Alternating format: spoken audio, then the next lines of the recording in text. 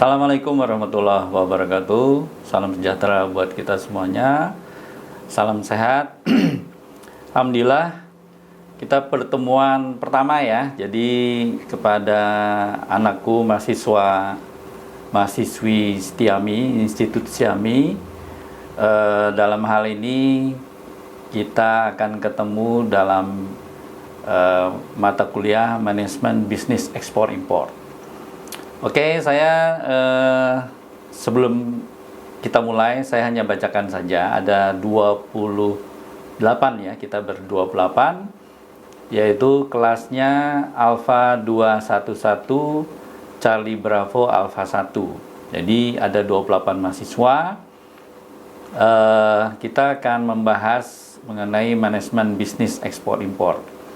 Oke, sebelum kita mulai, kita akan ketemu dalam 14 pertemuan, tetapi nanti kita selang-seling. Nah, alhamdulillah saya mencoba setiap pertemuan saya akan sampaikan video ya, rangkumannya saja, nanti poin-poinnya saja.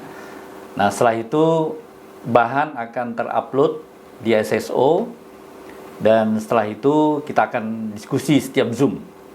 Nah, minimal katanya 4 kali minimal ya.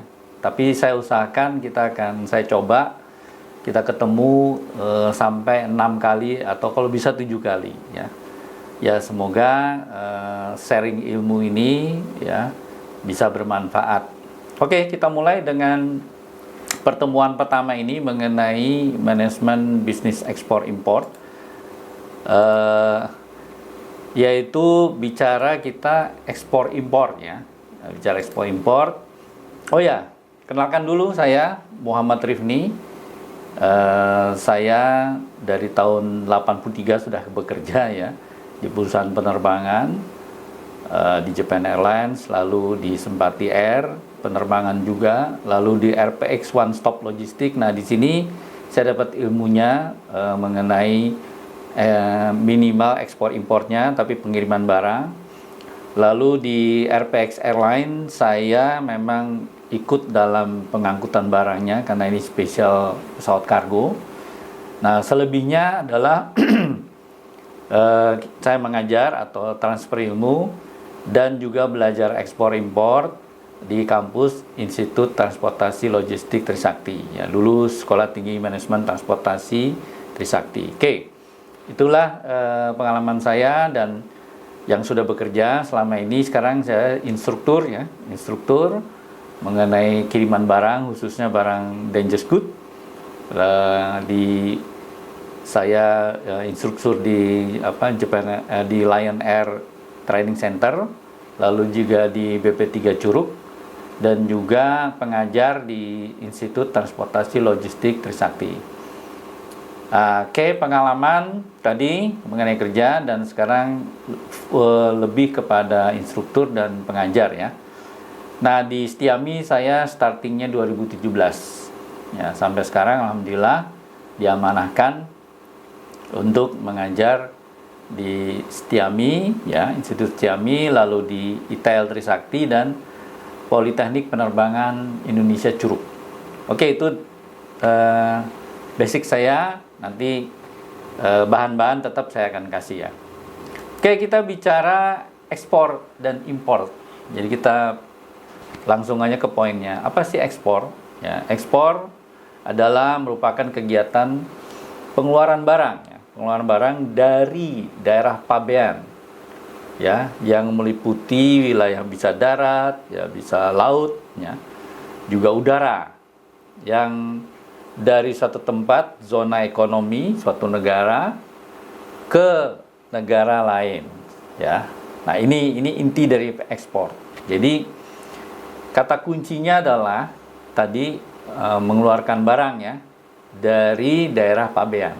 Jadi bukan dari dalam negeri ke luar negeri ya, tapi daerah pabean yang eksklusif tadi, yang daerah zona ekonomi. Nah, nanti kita akan bisa lihat bukan karena negara ya, dari daerah tadi. Karena kalau umpamanya kita sampai menyebut Batam, kan satu daerah juga, daerah di negara Republik Indonesia. Tapi keluar dari daerah Batam itu adalah ekspor juga karena daerah pabean. Itu definisinya ekspornya. Sebaliknya begitu, import ya. Baliknya import juga dari daerah pabean luar masuk ke daerah pabean eksklusif tadi ekonomi. Nah, itulah disebut ekspor dan impor. Jadi ekspor. Jadi secara sederhana adalah kegiatan mengeluarkan barang ya dari suatu negeri atau satu daerah yang kepabeanannya disiapkan dengan peraturan yang berlaku. Itu sederhananya. Nah, mengenai siapa pelakunya, berarti ada regulatornya itu pemerintah tadi dan ada eksportir. Jadi pelaku gitu ya, pelakunya.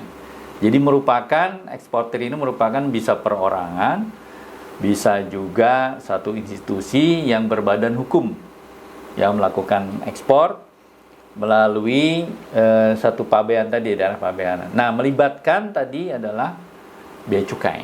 Jadi setiap negara pasti punya bea cukai ya, yang bertugas sebagai pengawas lalu lintas barang suatu negara. Oke. Barang apa yang diekspor? Tergantung jenis barangnya ya. Jadi tergantung daerah tersebut memproduksi, mengeluarkan. Oke.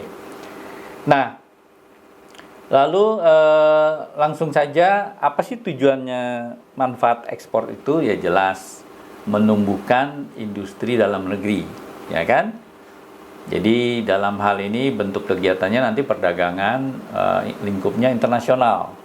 Ya, baik itu nanti industri yang kecil sampai pabrik yang besar. Nah, sekarang kita digiatkan oleh pemerintah adalah sampai ke UMKM pun. Ya, ini bisa untuk dibantu sampai ke ekspor internasional ya. Jadi menumbuhkan industri. Jadi industri itu bukan hanya pabrik besar tapi sampai ke UMKM. Oke, yang kedua adalah mengendalikan harga pokok tadi yang kita sudah produknya. Jadi sehingga tujuannya dalam hal di dalam negeri ini bahwa produk yang untuk di dalam negeri maupun ekspor itu bisa terkendalikan ya. Oke, nanti taktik ada satu negara, setiap taktik negara ada tuh.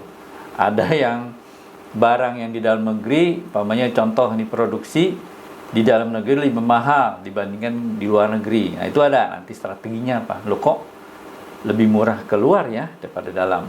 Oke, itu nanti mengendalikan harga. Nah, yang ketiga adalah menambah devisa negara. Yes. Jadi suatu negara ya sekarang kalau pengetahuan umum bahwa kita dengan seluruh negara kena pandemi ini, apalagi kita ya. Nah, bagaimana untuk meningkatkan kesejahteraan masyarakat, devisa segala macam? Ya, salah satunya adalah ekspor. Ya, jadi bagaimana barang kita ini ekspor, jual keluar, pabean ya. Oke, berikutnya adalah regulasi ekspor.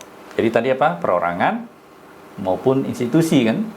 Ya, jadi lembaga juga bisa. Nah, yang penting di Negara Kesatuan Republik Indonesia ini Peraturan Menteri Perdagangan Republik Indonesia nomor 1 garing M strip DAG perdagangan garing per garing 1 tahun 2007, yaitu apa saja yang harus kita ikuti dalam aturan, yaitu tanda daftar usaha perdagangan ya, TDUP ya, ini umum semua orang tahu ya.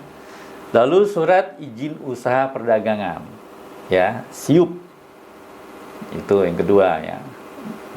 Yang ketiganya adalah surat izin atau lisensi sertifikasi kementerian terkait ya. Jadi artinya kalau kita mau ekspor pertanian berarti ada sertifikat atau surat keterangan dari Kementerian Pertanian. Lalu umpamanya kita dagang barang jadi berarti di Kementerian Perdagangan. Kalau pertambangan dari Kementerian Perdagangan dan seterusnya ya. Jadi di sini surat izin kementerian terkait. Lanjut lagi adalah daftar tanda daftar perusahaan. Yes. Nah, ini umum ya. Jadi ini dasar sekali bahwa untuk regulasi ekspor itu mempunyai tanda daftar usaha perdagangan, surat izin usaha perdagangan, surat izin kementerian terkait, dan tanda daftar perusahaan. Oke, pengetahuan umum lagi, Omnibus Law bahwa itu hanya dasar ya. Nah, sekarang ini lebih diluas mengenai UMKM pun bisa. Yes, saya rasa itu yang disampaikan mengenai dasar daripada kita menjadi ekspor ya. Jadi tinggal nanti apa saja yang boleh diekspor. Jadi pengelompokan barang nantinya ya. Jadi barang yang diatur, barang yang diawasi, barang yang dilarang, dan barang yang bebas. Oke, saya rasa itu awal kita ketemu mengenai apa itu ekspor, yaitu tadi barang yang keluar dari daerah pabean ya. Dan tadi dasar siapa saja yang mau ekspor silakan, mau individu atau institusi dengan syarat tadi 4. Demikian untuk pertemuan pertama, silakan sampai ketemu lagi dan selanjutnya kita akan ketemu. Terima kasih. Billahi taufiq wal hidayah. Assalamualaikum warahmatullahi wabarakatuh.